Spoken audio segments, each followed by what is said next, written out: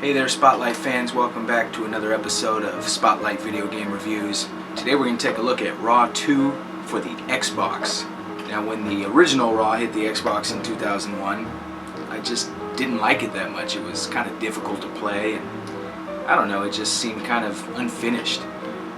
By the time Raw 2 came out, I had sold my Xbox to buy a GameCube, and this game just looked cool, so I had to get another Xbox. And I'm glad I did, because this game is actually a pretty good game. It's just a lot more fun to play. Let's take a look at Raw 2 on the Xbox.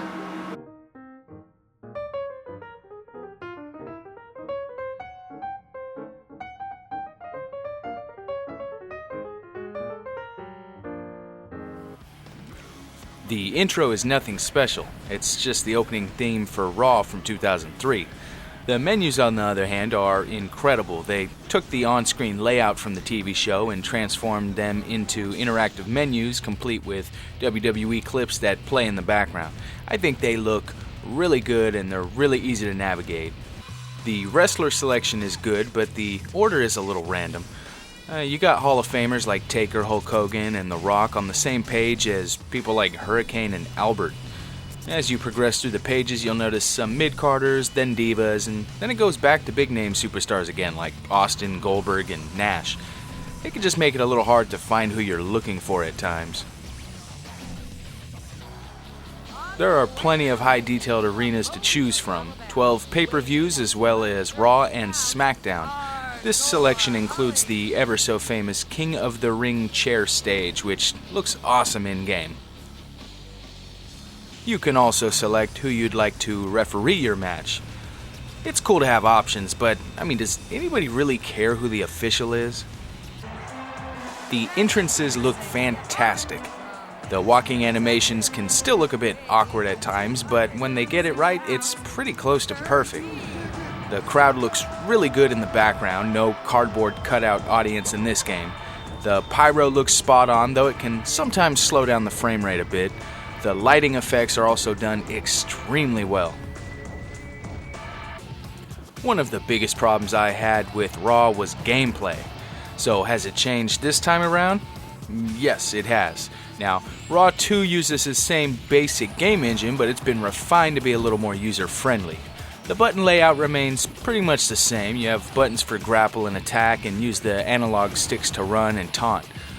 There's still too much delay for my liking. Sometimes you're just slamming the grapple or attack button, trying to do anything offensive, but your wrestler just doesn't respond in time, and you end up being the victim of an attack. Now, this isn't nearly as bad a problem as it was in the original. This is definitely an easier and more entertaining game based on the improved engine alone.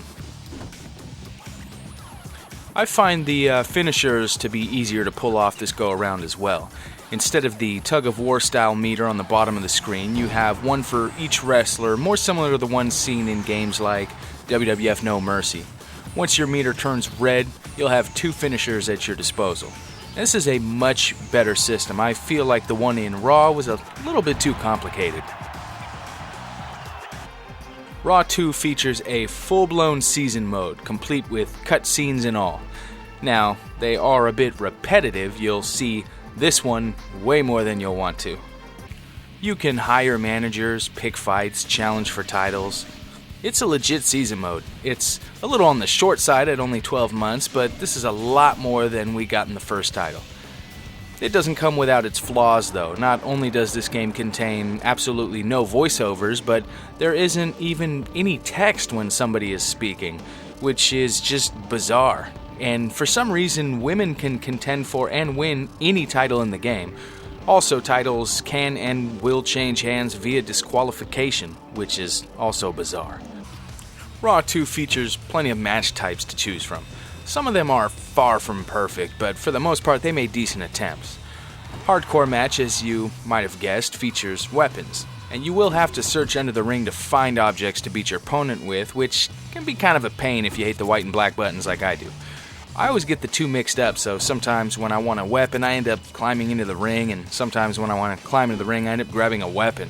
And what's even worse is that specific weapons require you to throw them into the ring to use them in the ring, which is the same button as picking them up. So after you finally do grab a weapon, you're never really quite sure if you're supposed to use the pick up weapon button again to throw it in, or if you're just able to run into the ring with it. Once you figure it out, you'll find that it's actually quite satisfying smashing your opponent in the head with a blunt object and going for the roll-up. That is, if the ref actually does his job. The ladder match features a very small-looking ladder. I mean, it only has 4 steps on it.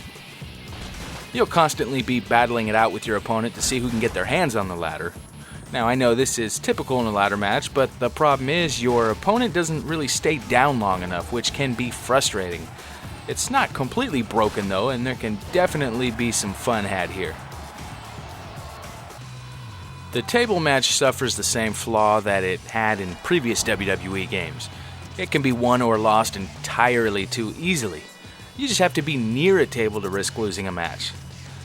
You know what though, back when I first bought this game, me and my friends used to love fighting each other in the table matches simply for the fact that they weren't too long.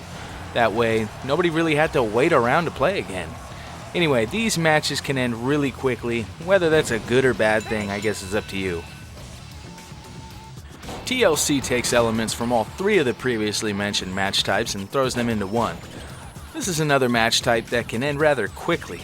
I think they should have done a little bit better job programming the AI. I mean, it seems as soon as the match starts, somebody's always going straight for the belt. It's actually kind of funny how they have to jump really high to reach the title with that tiny little ladder that's provided. And this match can get pretty hectic at times, especially with the fact that broken objects like tables will remain in the ring, which is a really cool little feature for the time. The cage match is decent, but you ready for a spoiler? It can be won a little bit too easily, or lost. I know, I say that a lot, but I just want these matches to last a little bit longer. I mean, this match was won in 58 seconds, and not by me, that was actually the AI. Okay, so we went from a Hell in a Cell with virtually no room outside of the ring in the first SmackDown games, to one with enough room to drive a car around the ring. Is it that hard to watch a single pay-per-view for reference?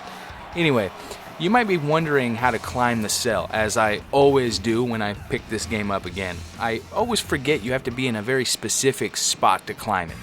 Now, once you break the cell open, you'll have to climb on the broken door. Now, once on top, you'll really notice how massive this structure is. The top can be broken in one move and feels pretty satisfying. I really felt like I killed Triple H with this last ride.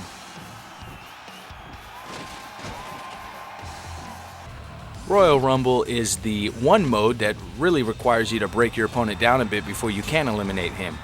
Which is funny because this is the one and only mode where I feel like you should be able to eliminate people pretty suddenly.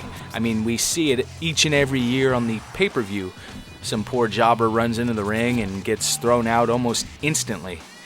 And this mode also features the game's single most disturbing moment. Eliminated!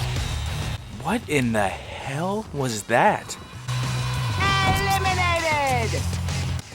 I'm not kidding, I've had nightmares about that when I was a kid. Just like any Royal Rumble mode in a game, this is the perfect party mode. And if you think 30 participants isn't enough, you can select up to 64.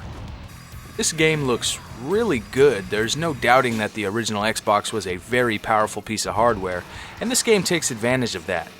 Like I mentioned before, the crowd was really impressive for the time, as well were the lighting effects. All of the character models were a nice improvement over the previous title, and really my only visual complaint would be the silly looking animations here and there.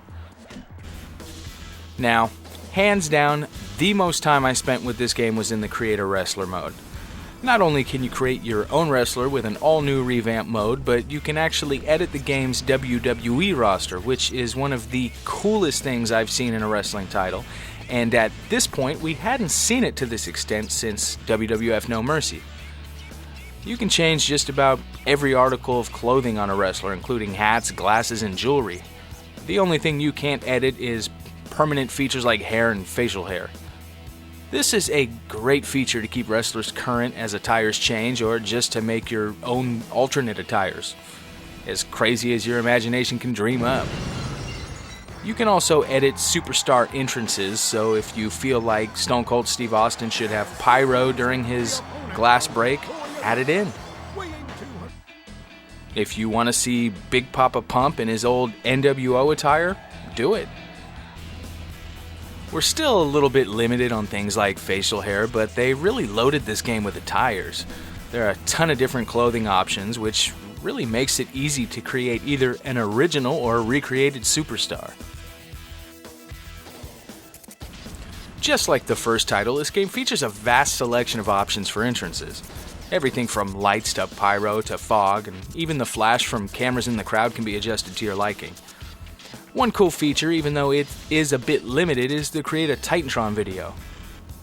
You can have your wrestler performing different moves and taunts with some text on screen. And like I said, there's not a whole lot to it, but it was just impressive that it existed in 2003. No more having to select a current WWE Superstars video for my original created wrestler was great. The ability to have custom music as an entrance theme was a plus as well. No more having to select from what the game gives us. Now the possibilities are pretty much endless. The combination of all these features have led to some pretty unique creations over the years. After not playing this game for quite a few years, I was surprised to see all of these strange created creatures that I don't even remember making. And introducing the opponent from Russia, Defector, Defector, Defector, Defector.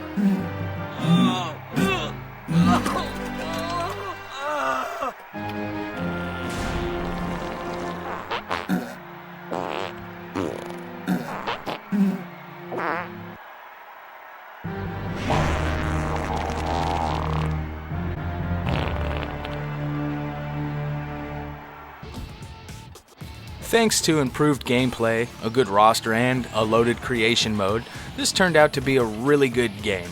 Not all of the game modes were perfect, but they didn't really have to be. As long as we got some decent gameplay, I think the majority of us were happy.